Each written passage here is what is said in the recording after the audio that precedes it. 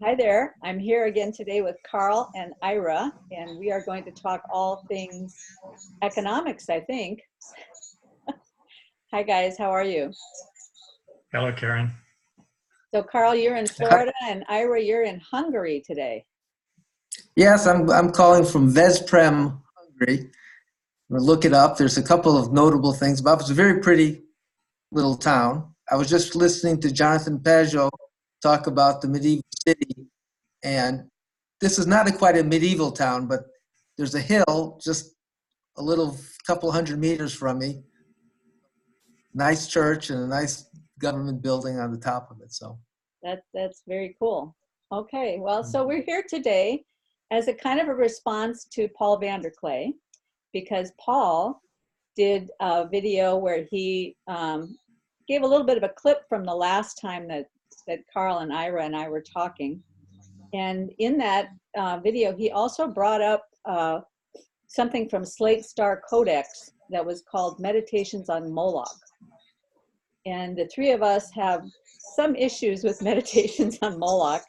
And so we thought it might be interesting to get together and talk about our response to that. So the way we're going to set this up, I'm going to give a little bit of an introduction.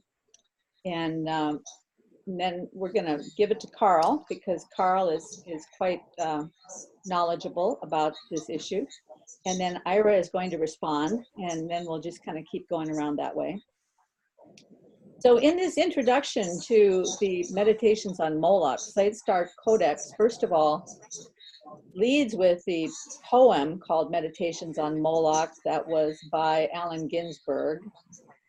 And that was back in a time when poetry was very reactionary. I remember in college having to study Allen Ginsberg and a lot of the other reactionary poets.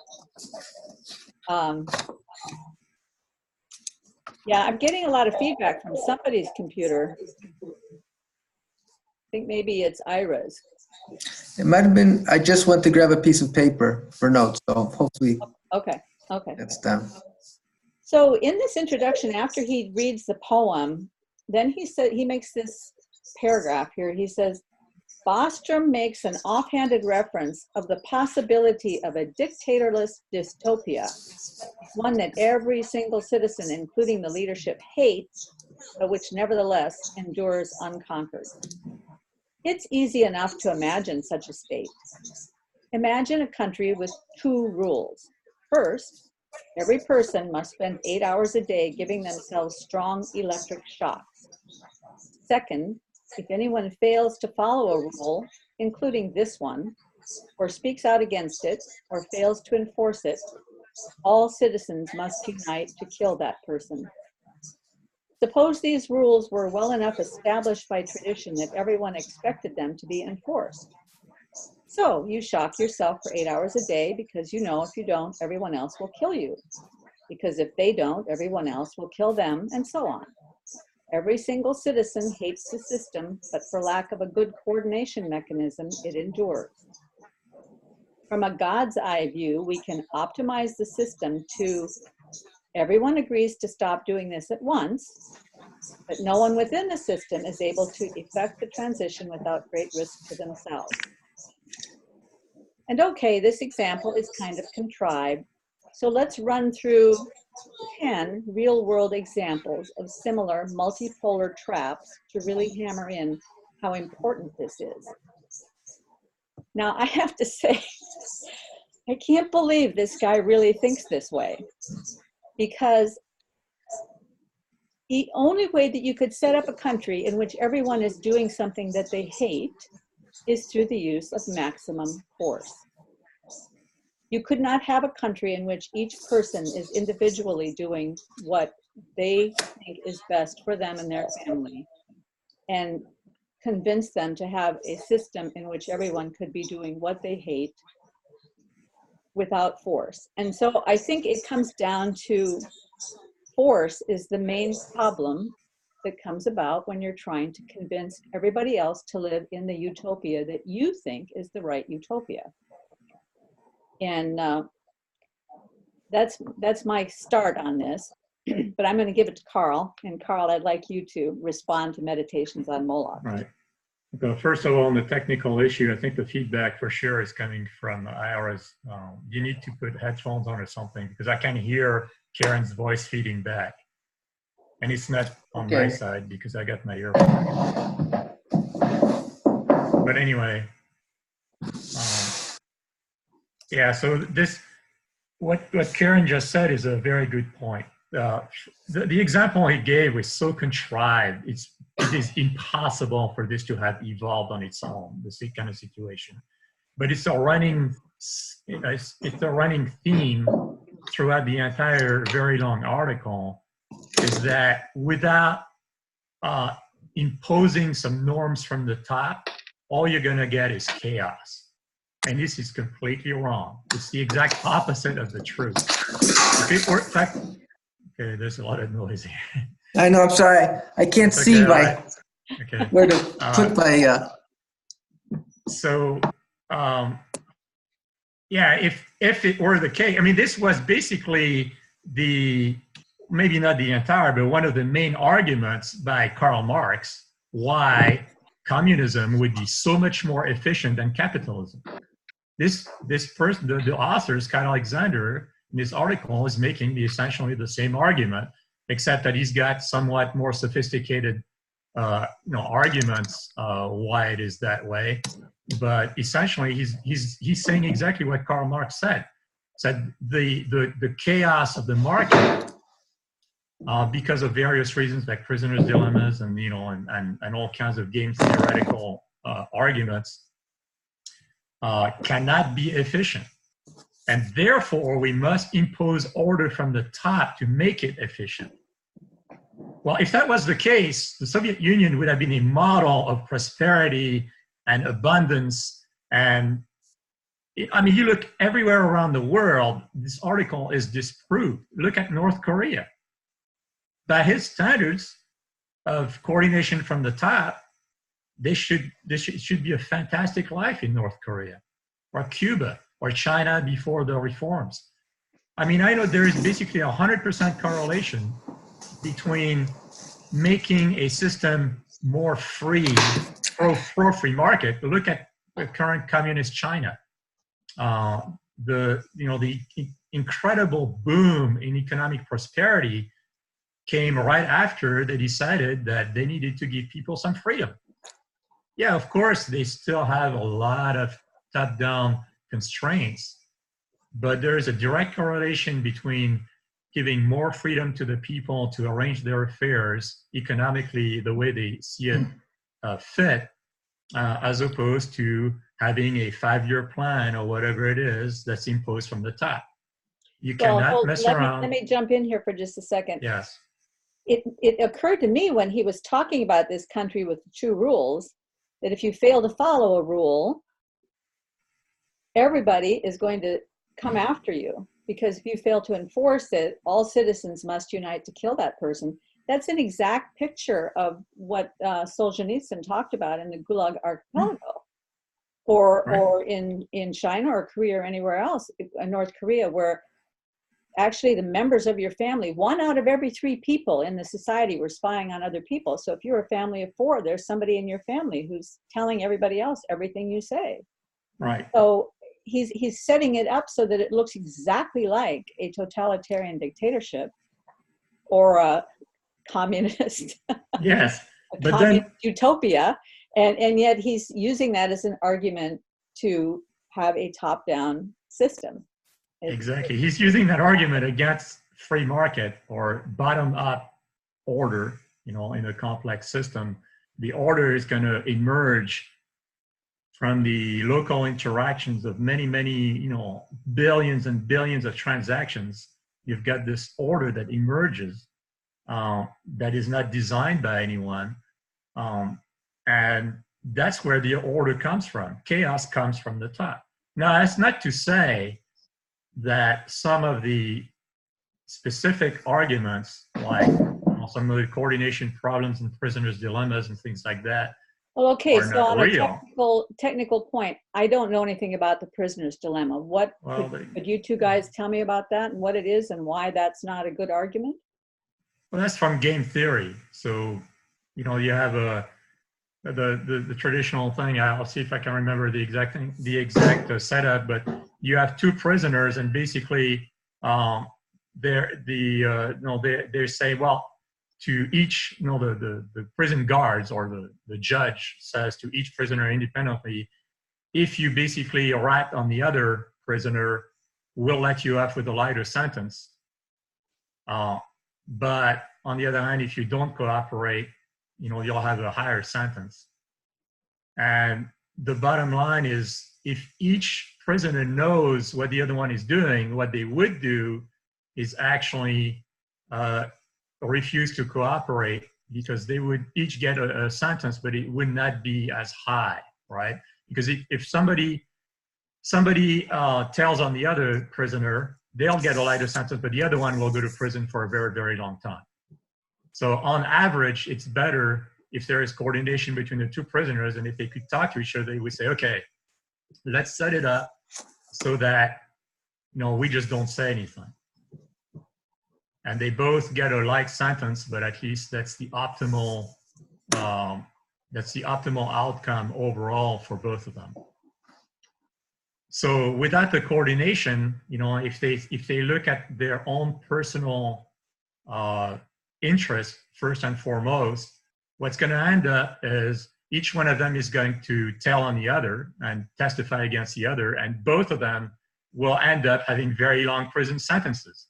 So instead of the best outcome, which would be two very light prison sentences if they both cooperate, what you're going to have is both defect, so to speak, and tell on the other, testify against the other, and both end up with an outcome they did not desire. So well, if they're both guilty, that's a classic example. That's a classic game theoretical example that everybody knows about. Well, not you, but if you study game theory, that's the first thing that comes up every time. And the solution to it, though, is very well known. This is not a new thing. And I've talked about this in comment sections before on videos. And when you have a single game, yeah, it can be an issue. But we live in a world of iterated games, right? Where we don't just have one interaction with individuals one time and that's it. No, we have to live in a world where our reputation is important, because we are engaged in game after game after game after game. And if we get a reputation for somebody who is always going to betray the other side, pretty soon we're going to be ostracized and we're going to be shunned, and we're not going to be able to act in that society at all. So the best strategy in an iterated game setup like this is called tit for tat. And there's a lot of variants on tit for tat, but the basic one is you first cooperate with the other side, and then you see how they act. If they defect, in other words, if they are selfish and act in a way that benefits only their side but not both sides, then on the next turn of the game, you also do the same thing to them. You retaliate against their action. And you keep doing that until they start cooperating again. And then you cooperate and you keep cooperating. And in the real world, that's what happens, that people learn very quickly that the best outcome is to keep cooperating and not defect. Even though there is a temptation, if it's a one-shot game, the temptation is, I'm gonna take this person in for whatever they're worth. So I'm gonna be a Bernie Madoff, and I'm gonna sucker them in, and I'm gonna take them for all they got, and I'm gonna be rich, and that's it. Now I'm done with this. But that's not the way the real world works. Now, there are some people that are like that. There are Bernie Madoffs. That it seems obvious to me that that's the way the world works, at least in our country. And that is because I walked down the street on a Saturday, and a bunch of different store owners have put product out on the streets. They'll have shelves of product out on the streets, or they'll have racks of clothing, and they'll have a sale sign on there. There's nobody watching it. Anybody walking by could take something. But we live in a society that's built on trust, and people don't just walk by and grab something for themselves. They pick it up, they go in, and they pay for it. And when we lose that trust, we will no longer be able to operate as a free society. So Ira, what have you got to say? Well, I have quite a few comments. I mean, the sense of to flesh out a lot of the ideas that you've been talking about, even from the beginning, Karen, you talked about the poem from Ginsberg, who you used the term reactionary, which I would be far from calling him a reactionary. I mean, he was a very libertine, communist, etc. Who certainly liked pushing buttons and living a life. I was just reading something about him. Let me ask you a question, Ira. I probably used the word wrong because maybe there's a meaning of it that I'm not familiar with. So when you hear the word reactionary, what are you thinking? Well, maybe I'm missing it, but there was a time, say in the late in the last century, where a reactionary was somebody who wanted to go way back in time. So not even say a conservative, a reactionary would say, well, I want the Constitution as a reaction going back. That's the way I would use the term. So it would be somebody very, very, very traditional. Wow. Okay. So yes, that's my understanding of Rachel. When I was going around this stuff, we used to use the word radical for that, going back to the root. A radical was radical. It was just the root. Yeah. It was just the opposite in the 60s. The 60s radicals wanted to destroy the society that existed. Yes, but in the 80s, the radicals were the ones who wanted to go back to the root, go back to the Constitution. No, I don't know. I have a no, Karen. You need to look into this. You're using vocabulary in a way that's. I agree with Ira on that one. No. Well, it could be our ages, Karl. I think I'm a bit older than Karen. Maybe that we're missing how the words change, which sometimes they do. Yeah, there's something. Anyway, well, the words have changed. I mean, I am quite a bit older than you guys, so words have changed. No, I don't think so. I don't think so. I think I might be the oldest. I'm willing to bet on that, but anyway. Well, I'm 71. Really? Okay, you win. You looked really good for 71. Yeah. Yeah. So you win. Yeah. There's a verse in the Old Testament. He restores my youth like the eagles. So very good. I live by that one. Yeah. Yeah. I'm 62, so I Okay, I'm in last. I'm 61, but yeah, so we're pretty close. Yeah, we're pretty close, Karl and I. In any event. Yeah, well, but going back to the article, without if we were to take the article, Meditations on Moloch. Karl, hold on a second. Ira was right in the middle of his thing, and I didn't want to. Yeah, but yes. I didn't want to short circuit him. I just needed a clarification on reactionary. So let's go back to Ira. Well, again, some of the other notes that I was just taking as you were going, and this aspect of the God's eye view, which again both of you have commented on.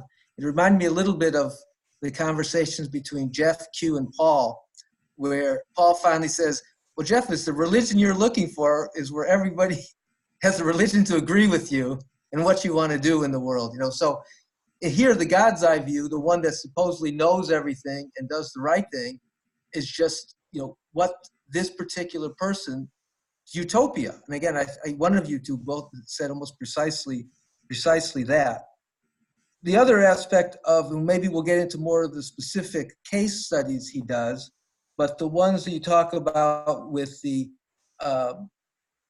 prisoner's dilemma is exactly right. The aspect of trust, and what my note is, this theoretical versus empirical situation. Yes, you can create a game of non-human actors that go a certain way, but we have, as Karl told about, this long empirical history of the way the world of human beings has worked. And what we ourselves go every day and do deal, certainly you can perhaps put somebody in a prisoner dilemma, but every day we have to deal with trusting people, or there is no economy, there is no life, there's something. But I would add, just to note, Karen, your point about different cultures, that circle of trust certainly is different in different cultures. And what we could say in the West, at its best, was a culture perhaps going back through Jesus of that circle of trust maybe being the widest of any society ever conceived by human beings. And as you get to more tribal societies or other kind of societies, clans, etc., that trust only extends to that certain border. And then, you could do whatever you want to anybody else.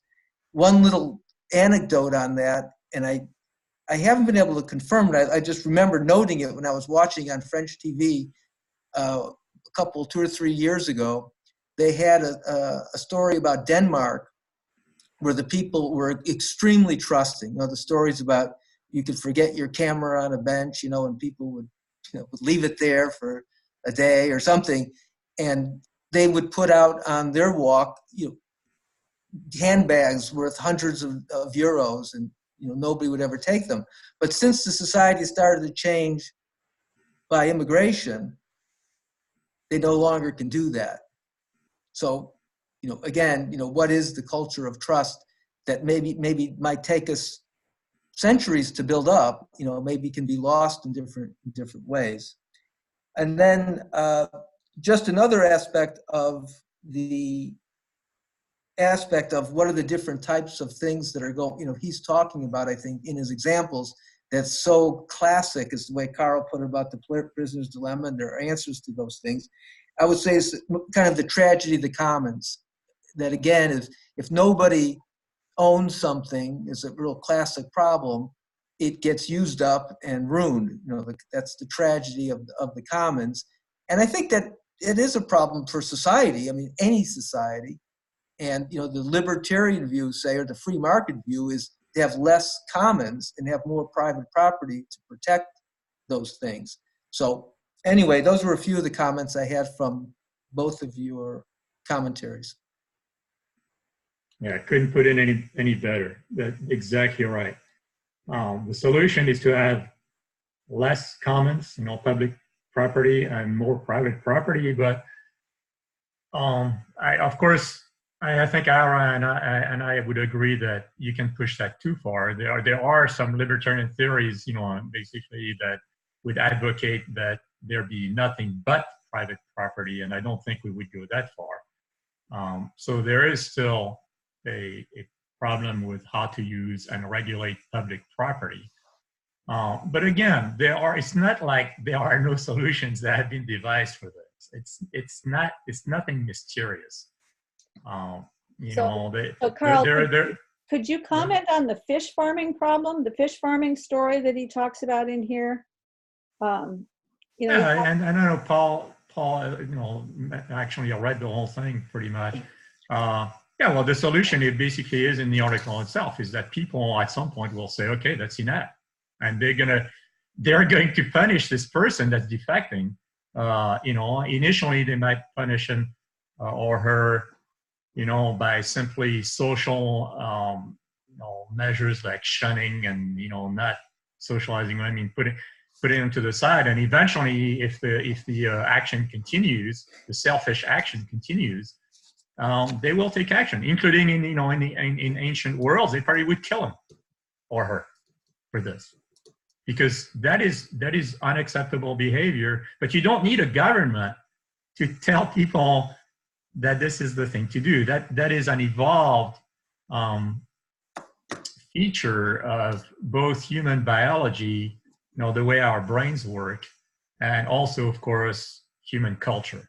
So, of course, the cultural aspect is very, very important. That's why I completely 100% agree with what Ira just said about the culture of trust.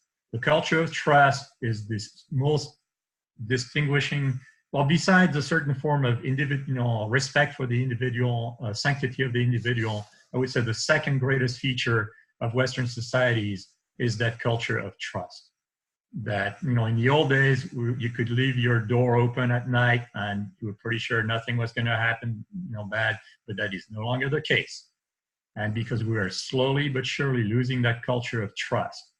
And that's happened, I've lived in Germany a long time, it was the same thing. People used to be very respectful of others' property. And, we can go into why, the reasons why that is, but this no longer exists. No, now you have to lock up everything. You cannot leave your bicycle out in the street without, 3 locks on it. And even then, somebody's probably going to steal something from it. That culture of trust is slowly eroding, and that is not a good omen for society. Well, and I think part of that is because of the whole movement again towards Marxism among some of the younger people, because they want to think of all property being property in the public ownership. Why should you have that when I don't? But I wanted to bring up number 5. He specifically calls out capitalism, and in number 5, in calling out capitalism, it's very similar to the fish farming story, but the idea is that there are he's using garment workers, garment shops, sweatshop type things, where he's getting people to work for very, very little money. And the guy that can get people to work for the least amount of money is going to be the guy that makes the most money. And that we're incentivized to do that and not provide opportunities for other people. And I thought, what world does he live in? Because he's leaving out entirely, well, I mean, he's leaving out everything, but just a couple of things occurred to me. First of all, he's leaving out marketing, because the competitor is going to come out and market based on value, based on quality, based on even environmental considerations. Take a look at me, I'm a better guy, and you want to buy my products. And that's been very, very successful in recent years as a way of getting people to be willing to pay a little bit more for something.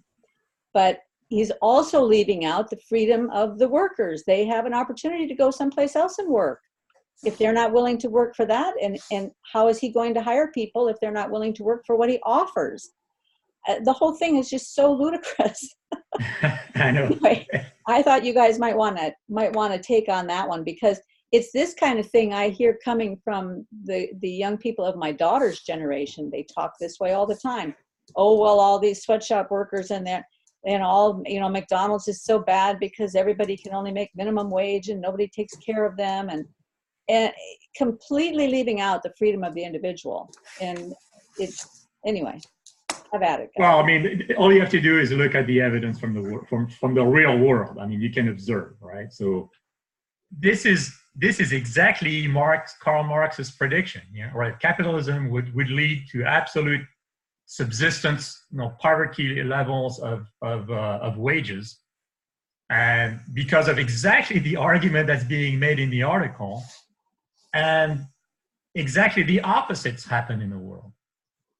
The capitalism did not impoverish people; it's pulling people out by the billions throughout the world out of misery into perhaps not yet, full abundance, or abundance for many people, but at least for the poorest sections of the world, it's pulling them out of abject misery into something that's a little bit more, at least sustainable for them. So the evidence that you said, and the reason is because you're right, there is also a market for labor and people are competing for labor.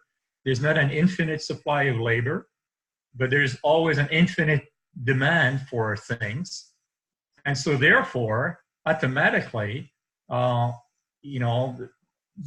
market will ensure that people have, because of the division of labor and many other, we don't have time to get into I can't retrace the whole, history of economics and economic thought.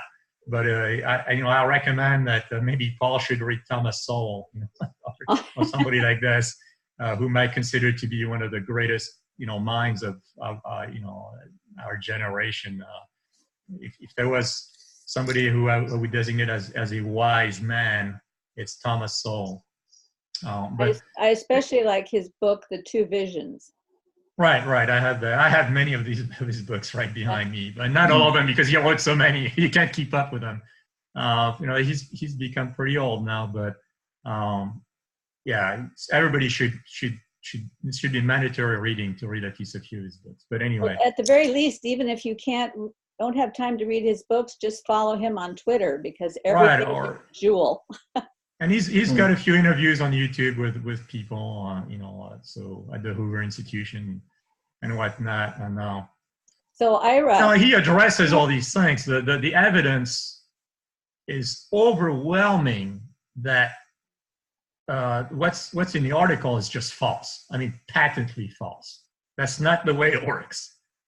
And both from a theoretical point of view, and when the theory agrees with the actual observation, that's a pretty strong case, right? I mean, you could have a theory, but then you make some predictions and the predictions don't come true. That's what happens to Marx. Marx has a pretty well-established theory about what should happen.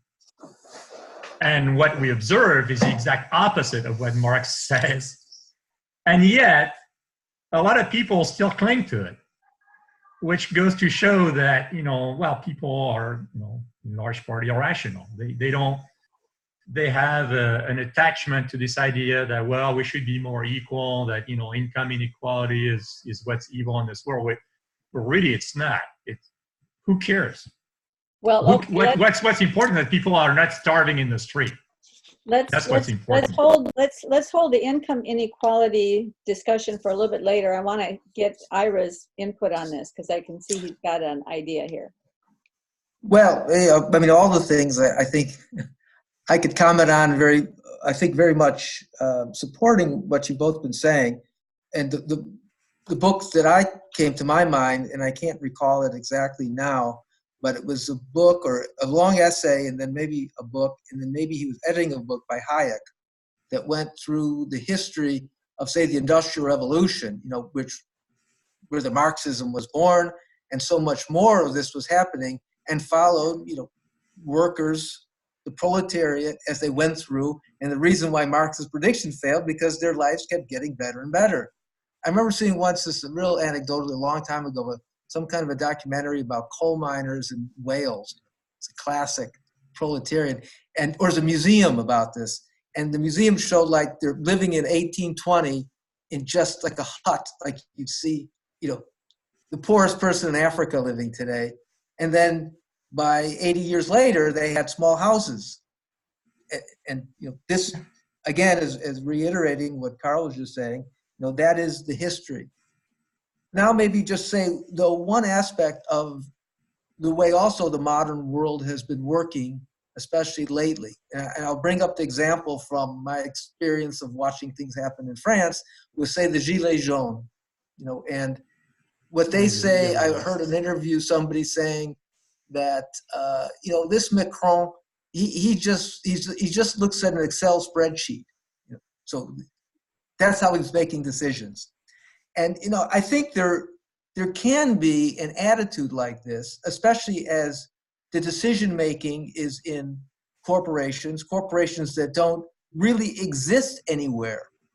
So part of what we were saying earlier about trust of people living together, the factory owner who lived in the town and then everybody around him worked for his factory, if he said, I'm going to go build a cheaper factory in Malaysia,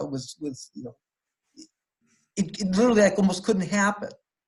They'd have to find a way. If they weren't productive, they'd go out of business. I mean, this is the sense that's reality. But there is something human that's missing, seemingly at times, with the way decision making is made at some level.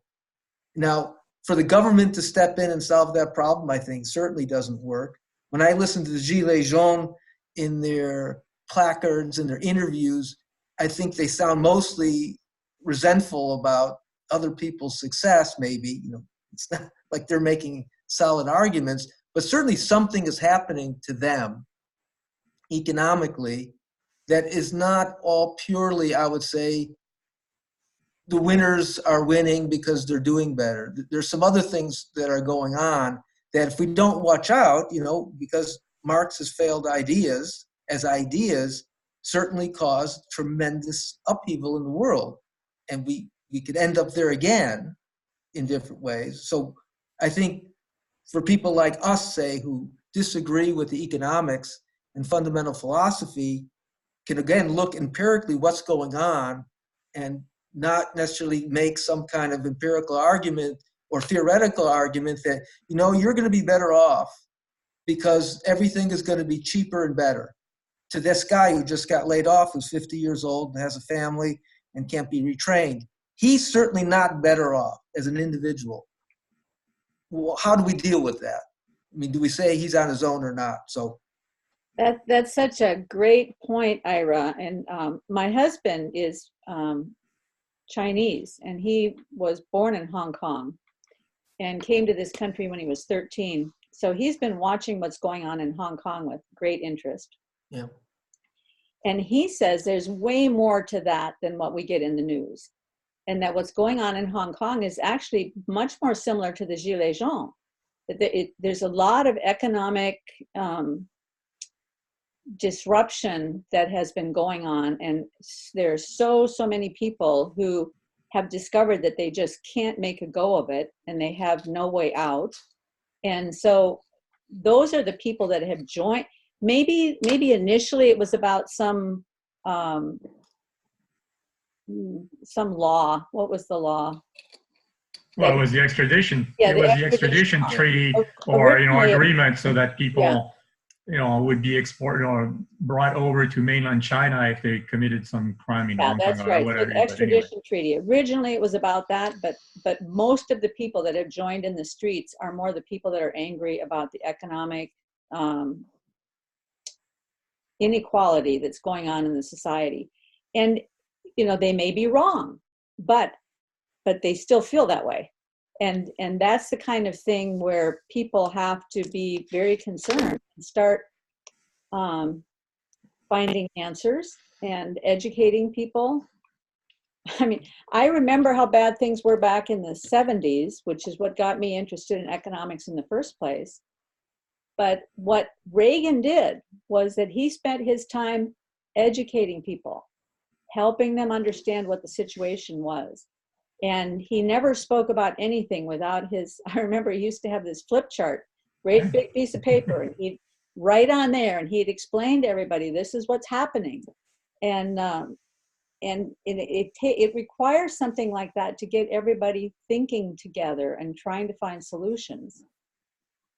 Yeah, a lot of my take on what Ira and you just mentioned is that a lot of the perceived problems that are being put on the back of quote unquote capitalism are actually the result of crony capitalism. Yep, absolutely. And government intervention and the financial government complex. And there's a lot of things happening at that level that are indeed not right, but they are precisely not right because they are a symptom of interference with free markets.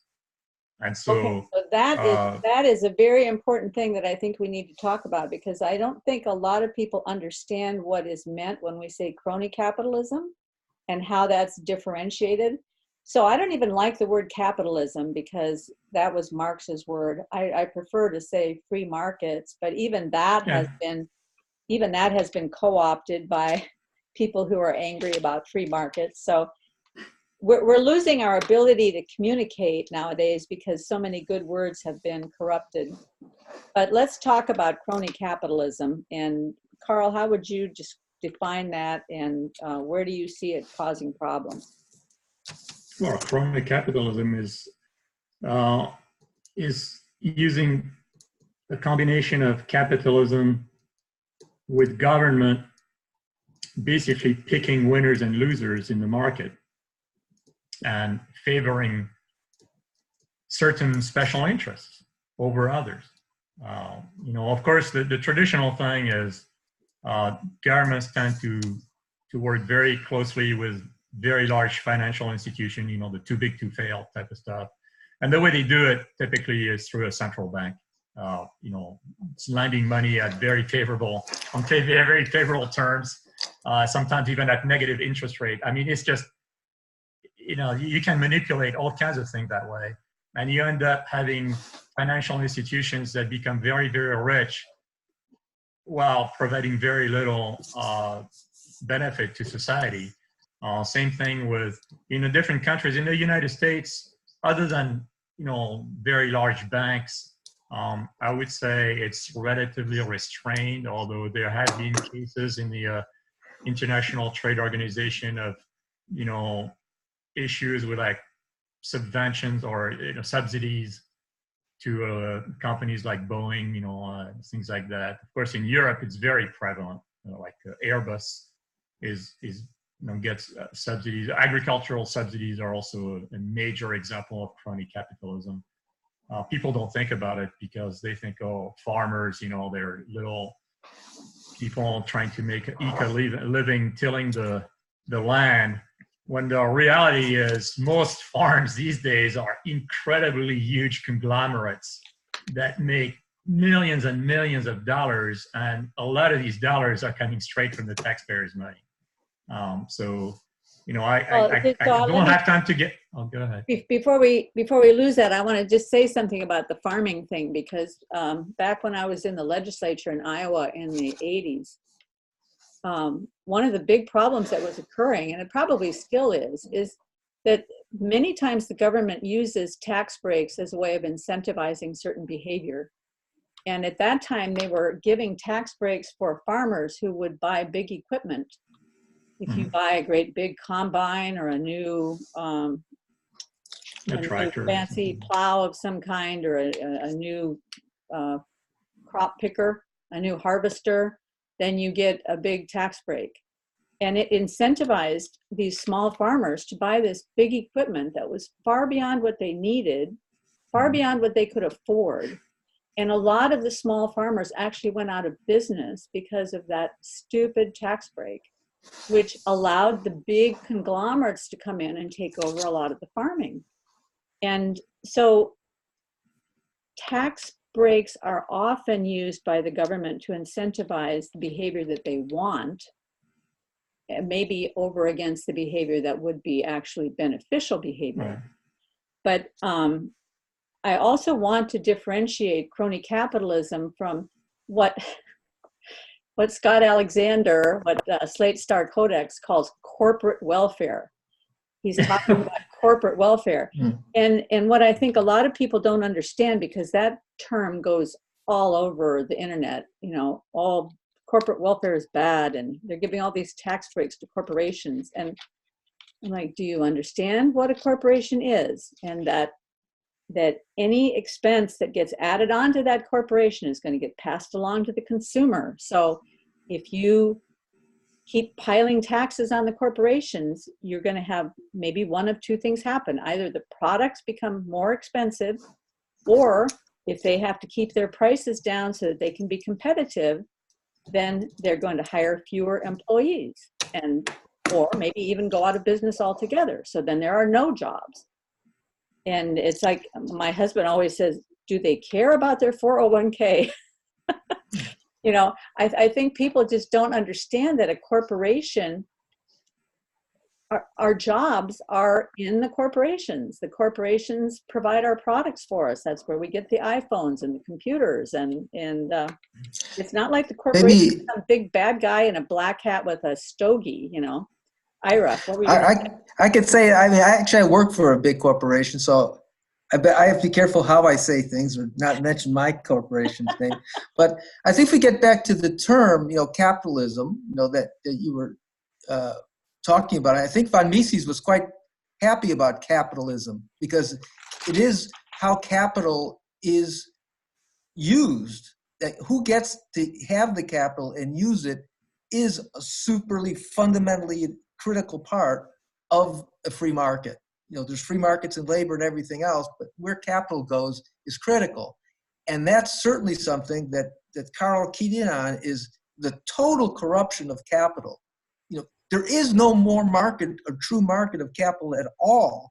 And it's all flying in places that are ridiculously crazy. Why do you pick up and move and go to another country with your factory? Is because you can do a carry trade on the loans and just play games over and over again. And I think that is certainly the first place to start and look at this big problem.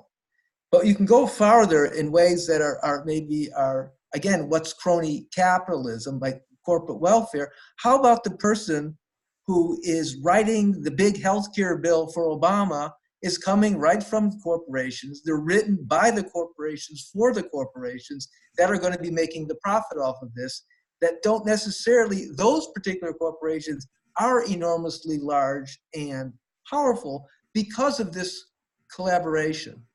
I mean, this intertwined thing that's maybe the same thing. So one of the things that I've thought about for a number of years and being inside of a corporation is say, how can something so large work?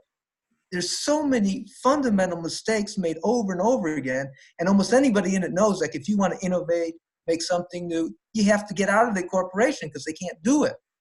It's just, organizationally, it doesn't work. And that is the sense, this process historically, and something historically economists, I think would be interesting, maybe people have written about this. Certainly Rothbard has written somewhat about it with railroads, for example. But they became so big that they started to take over government and then grew government to capture the whole markets. So the history of railroads is they kept trying to monopolize and always failed. There was always smaller competitors who would always take down their big conglomerates and try to stay together. So what they finally did, they set up the interstate transportation, national transportation systems, in the government. So this is the mechanism that's been used to grow and be bigger and bigger and bigger. I think that's important. And then maybe one more small item, like I think about in France. In France, there's people, the environment's incredibly important. France is an incredibly beautiful country. And they have rules, etc., that have certainly just pushed industry out of the country.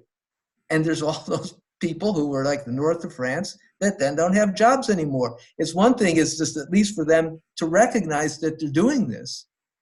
And again, I would trust more freedom to create a good planet and environmentally safe than a top-down system. But that's what happened in France, I think, is part of it anyway. And so, yeah, there's no jobs there, and they're for those people. So anyway, crony capitalism, I think there's so many ways that they come together beyond corporate welfare, and virtually any big thing that's going on in the news by, say, the movements are probably started somewhere by an elite idea that didn't come from the bottom up.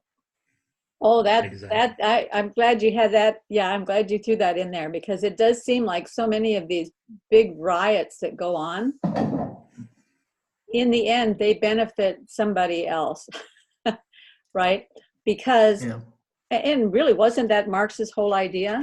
Bring the system down, because until you bring the system down, you can't remake it to be what you want it to be.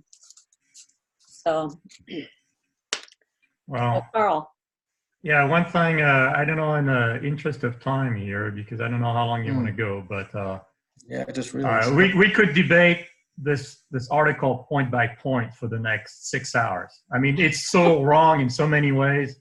But what I would like to address is the elephant in the room on this article. Okay, and this is where I was really surprised by Paul's interest, or promoting this article as something of interest, because the ultimate conclusion of the article goes exactly against everything that Paul is working for.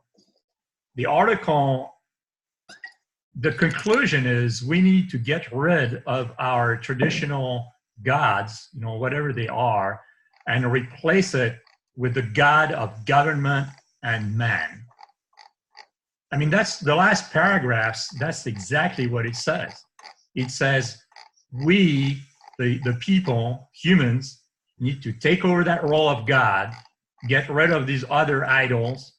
He names a few, Moloch being one of them, and Non, and I can't remember the other names. And we need to basically take over our own destiny and control the world like gods. And I could not think of any philosophy of life and of humanity that would be more opposed to what Paul VanderKlay has been working on this whole time. So I get why Paul being maybe coming more from a, more welfare state of mind, might have liked some of the specific aspects of the article, but I cannot fathom why he would take the whole thing as something good, because really this idolizing of government above all and elevating it to basically a godlike status is, to me, one of the key elements of what is wrong with the world today. We cannot do this and think that it's going to be good for us in the long term.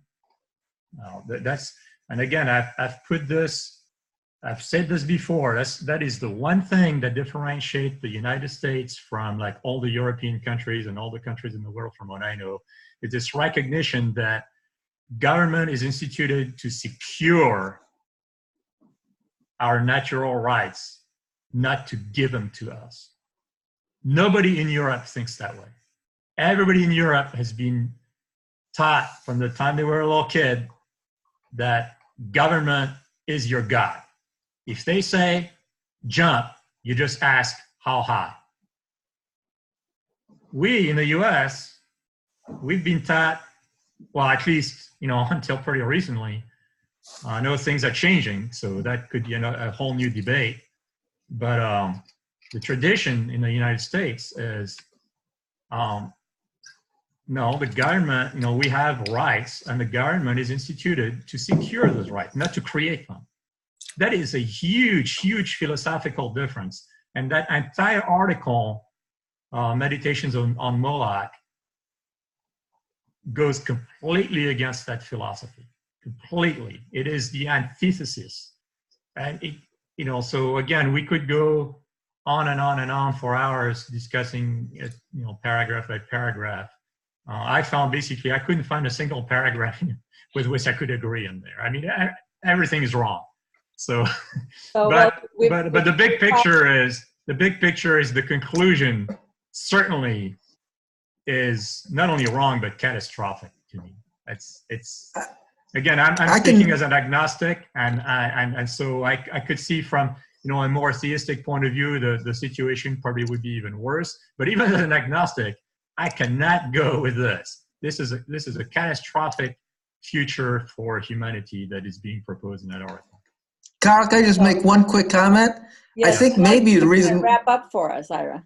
Reason why Paul might have proposed this is he never got to the conclusion. I certainly well, it is a long never article. got to the conclusion. So, Karl, this you had persistence in the face of a daunting task, because I just looked it up. I mean, it's like it is very far down there, and I'll read the whole thing. I'll read the whole thing. Yeah. I take it seriously. Yeah. But again, that was a bit of a joke, but I think that's maybe the case. Could be. I don't know, because that was just to interject at one point. Yeah. so it's possible, but anyway, if it is the case, and maybe Paul watches this video, maybe he needs to read the whole thing, because I think he'll be shocked at the conclusion. And I'm not shocked, based on the premises, I'm not shocked at the conclusion. That is exactly the way I'm very familiar with European governments and the way they think and the way they work. And I think, the gig is up, basically. It's, in my opinion, all you have to read is a book like Douglas Murray is kind of a hero of mine, a British writer and thinker, philosopher. He's got a couple of books out, and one of them is The Strange Death of Europe. And there are many other books written on that subject, but that if the trends continue the way they are, there will be no Europe 100 years from now, at least not recognizably as Europe the way we know it. The entire culture will go away. It's the end. And the reason is, I know that sounds very pessimistic, but the evidence so far all goes in that direction. Well, let's wrap it up with your earlier comment that government, in the United States at least, government is instituted to secure our natural rights, not to grant them. And let me give a little plug on Douglas Murray. I don't know if either of you have seen any of the interviews that I've done with Esther O'Reilly, but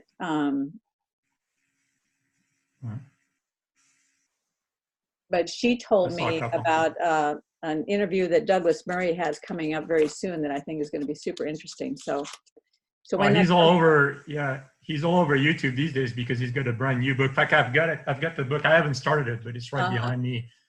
Called the Madness of Crowds. So it's about this whole, woke ideology of I've been watching quite a few of his conversations. Intersectionality and so on and so on. And he's a gay man himself, so he's coming from a place where he's got a pretty good perspective on some of this stuff. Yeah. So he also has quite interesting. He's had some interesting. Well, I might be mixing him up with somebody else. Anyway, there have been some interesting conversations with Tom Holland. And the two of them are approaching a lot of the same issues from the side. Mm-hmm. So, guys, I appreciate you both being with me today. I know it was tough for Ira because you're on the road. So thanks for joining us in spite of having some technical issues at the beginning. And for anybody who's watching, if you like this content, it really helps if you subscribe, and it really helps if you click a like button or make a comment, because otherwise we don't get into the YouTube algorithm and nobody else hears what we're talking about. We're just inside our little echo chamber here. So we will talk again, and maybe next time we're going to talk about the issue with science. There's some interesting issues around science and peer reviews, and maybe we'll make that our topic next time. Does that sound good? Yeah, I liked your interview with Cy that I just saw it today, which was very nice. He is a lovely man, absolutely lovely man. I hope I get a chance to talk to him again. Yeah, that was a great one. Okay, thank you guys. Talk to you soon. All right.